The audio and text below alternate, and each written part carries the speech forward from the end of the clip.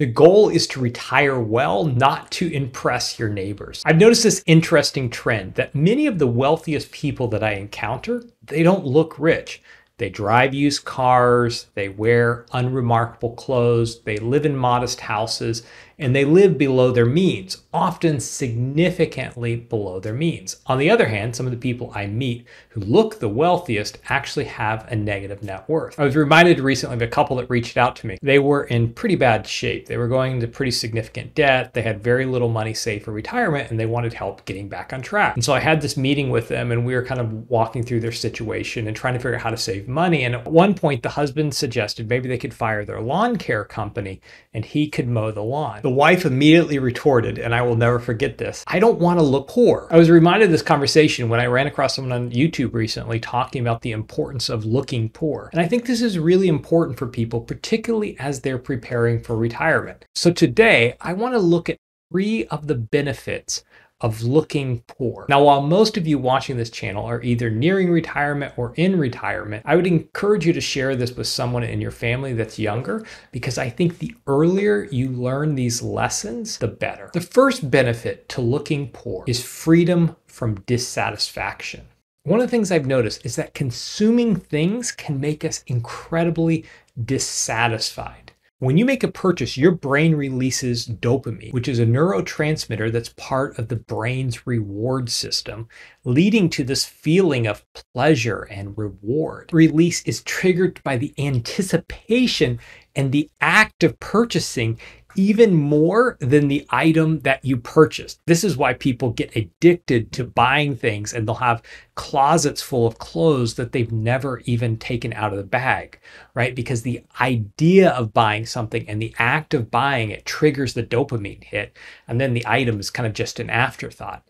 But after a while, the happiness that that item brought you begins to wear off, whether it's a new purse or golf clubs or a new car, whatever that thing is that you purchased that initially brought you a lot of happiness. Eventually that happiness drops. And there's actually a term for this. It's called the hedonic treadmill. Think hedonism.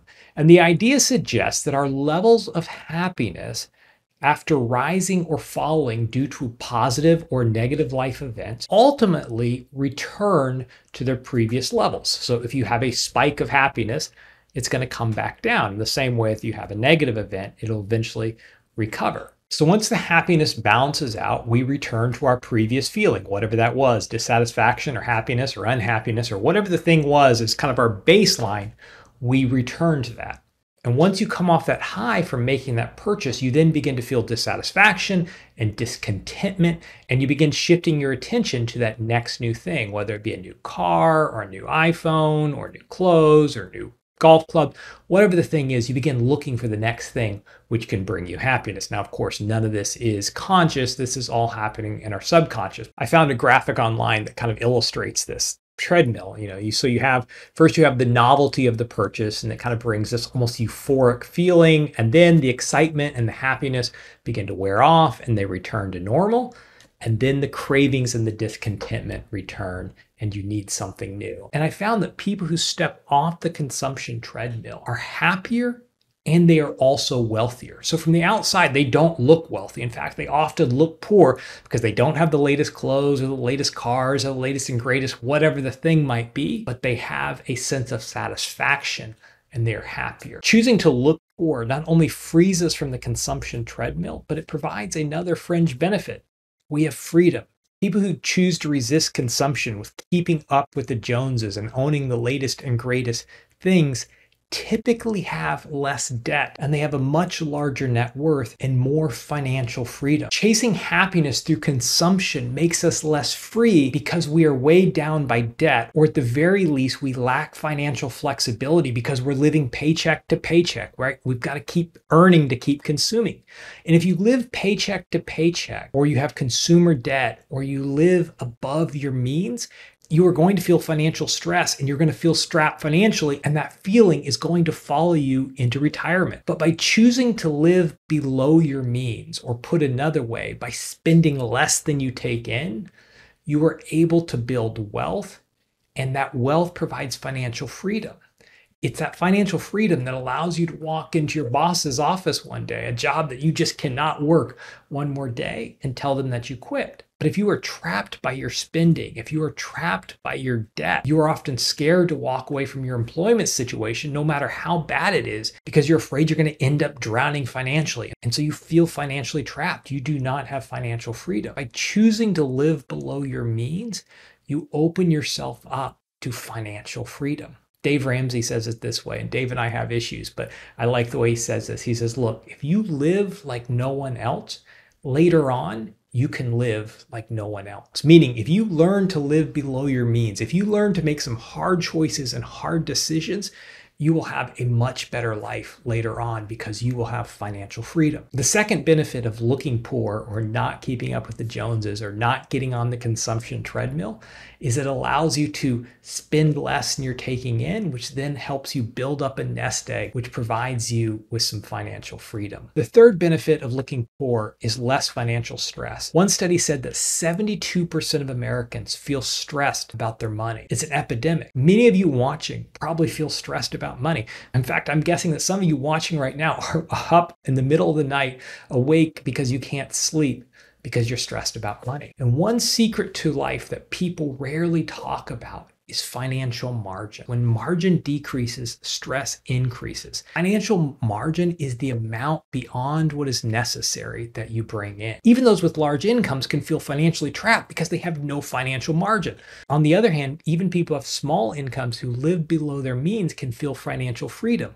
By embracing simplicity and a modest lifestyle, we free ourselves from financial worry through living below our means, providing us with financial margin. When we spend less than we take in, we're able just to take a sigh of relief. And here's something incredibly important, particularly for younger viewers.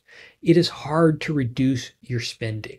Once you've set a certain standard of living, it's hard to go back. So part of choosing to look poor is setting a standard of living below what you can afford and saving and giving the rest. One of my favorite historical figures is a guy by the name of John Wesley. John Wesley was a social reformer. He was a professor at Oxford, and he was a theologian. And Wesley believed in simplicity, and he set an amount of money for himself to live on when he was quite young and was working at Oxford.